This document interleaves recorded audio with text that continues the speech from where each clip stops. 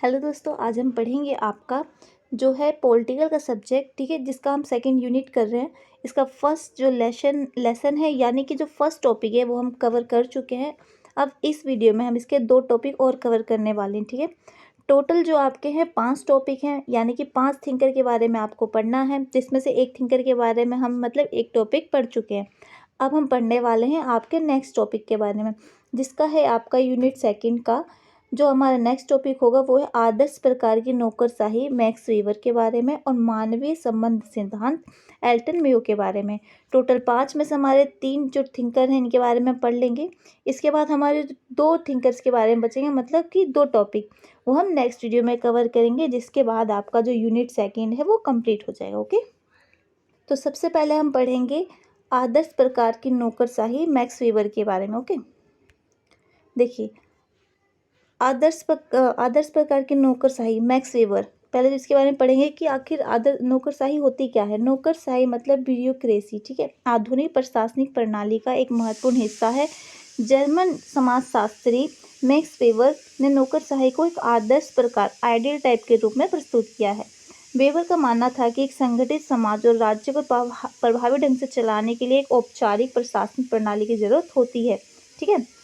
Administration को चलाने के लिए एक क्या होगा, औपचारिक प्रशासनिक प्रणाली की जरूरत पड़ेगी, ठीक है, ये मानते थे ये। मैक्स वेबर का परिचय, इनके बारे में थोड़ा सा जान लेते हैं हम। इनका पूरा नाम मैक्समिलियन कार्ल एमिल वेबर था, ठीक है। इनका जन्म हुआ था 21 अप्रैल 1864 जर्मनी में। इनकी मृत्यु हो गई थी 14 जून 1920 में, ठीक। वेबर ने नौकरशाही को समाज में शक्ति और संगठन के संचालन के लिए सबसे महत्वपूर्ण माना था, कि एक समाज को चलाने के लिए, ठीक है, नौकरशाही को क्या है, एक संगठन के नौकरशाही होनी बहुत ज़रूरी है।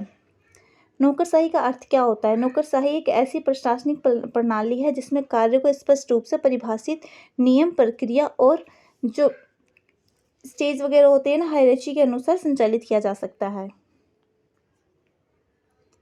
वीवर के अनुसार नौकरशाही की प्रमुख विशेषता क्या थी? स्पष्ट जो कहते हैं ना कि हायरार्की ऑफ अथॉरिटी होनी चाहिए, औपचारिक नियम और विनियम होने चाहिए, फॉर्मल रूल्स एंड रेगुलेशंस होने चाहिए, ठीक है। औपचारिक नियम और मतलब फॉर्मल रूल्स वगैरह होने चाहिए। कार्य विभाजन होना चाहिए, division of labour and specialisation होनी चाहिए, ठीक है।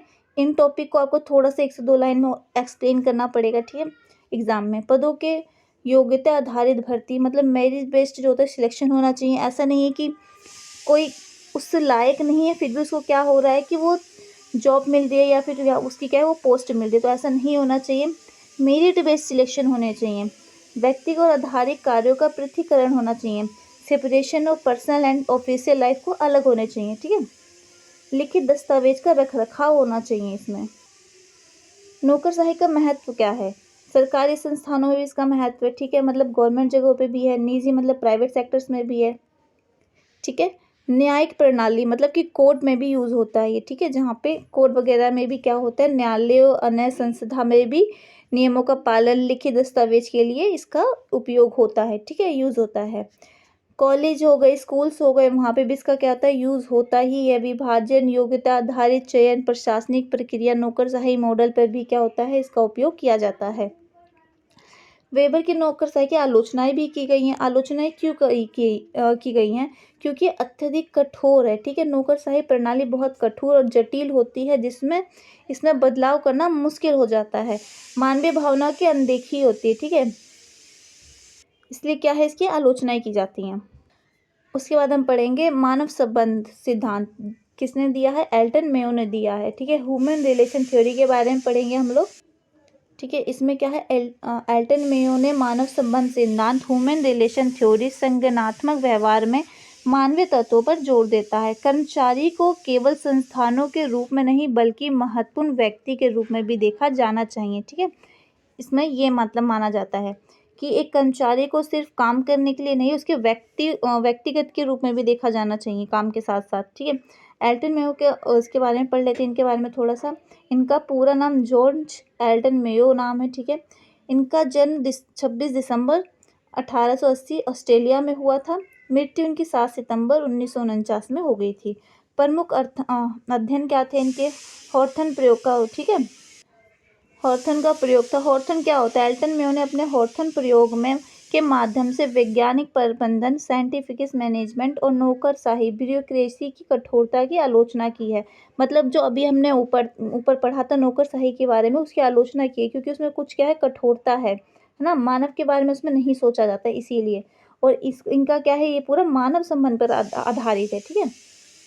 ठीक है, सिर्फ नौकरशाही नहीं, इसमें क्या होता है कि मानव की जो है श्रमिक और सामाजिक आवश्यकताओं को भी पहचानने पर बल दिया जाना चाहिए, ना कि सिर्फ उसके नौकरशाही पे। मानव संबंध सिद्धांत का अर्थ क्या है? मानव संबंध सिद्धांत ये बताता है कि श्रमिक की उत्पादकता केवल भौतिक परिस्थितियों पर निर्भर नहीं, बल्कि उनके सामाजिक संबंध, समूह व्यवहार, प्रेरणा और प्रबंधन के प्रति भी दृष्टिकोण को प्रभावित करती है, ठीक है। हॉर्थन के प्रयोग के बारे में थोड़ा सा जानेंगे, क्योंकि इन्होंने इसी के ऊपर ज़्यादातर चीज़ें लिखी हैं, ठीक है। इसका प्रयोग के 4 चरण है, जिसमें है प्रकाश का प्रयोग, ठीक है। पहले तो इसके बारे में थोड़ा सा जानते हैं कि इन्होंने क्यों किया था। 1924-1932 के बीच वेस्टर्न इलेक्ट्रॉनिक कंपनी के हॉर्थन प्लांट, ठीक है, में एक अध्ययन किया गया जिसका हॉर्थन प्रयोग कहा जाता है। कि इस पे उसमें क्या गया था, उन लोगों के ऊपर किया गया था जो वहाँ पे श्रमिक थे ना, काम वगैरह करने वाले, उनके ऊपर किया गया था। प्रकाश का प्रयोग किया गया था। श्रमिकों की उत्पादकता केवल भौतिक कार्य पर निर्भर नहीं करती, बल्कि सामाजिक और मनोवैज्ञानिक कारकों से भी प्रभावित होती है।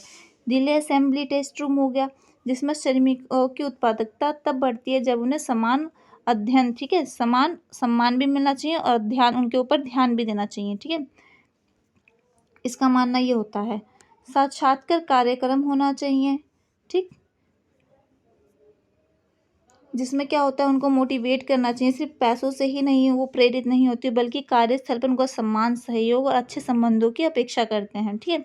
एक व्यक्ति कहीं काम कर रहा है तो उसको सिर्फ वहाँ पे सैलरी नहीं, उसको रिस्पेक्ट, ठीक है, मोटिवेशन और सहयोग, सपोर्ट सब कुछ चाहिए होता है ना।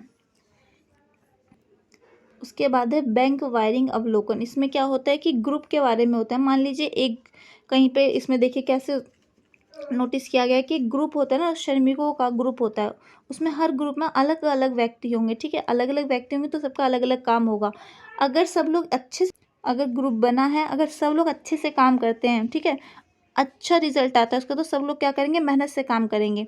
अगर अच्छा रिजल्ट नहीं आता तो क्या होगा, सब कोई डीमोटिवेट हो जाएंगे, कोई भी अच्छे से काम नहीं करेगा। तो ये ग्रुप पे क्या होता है, डिपेंड करता है।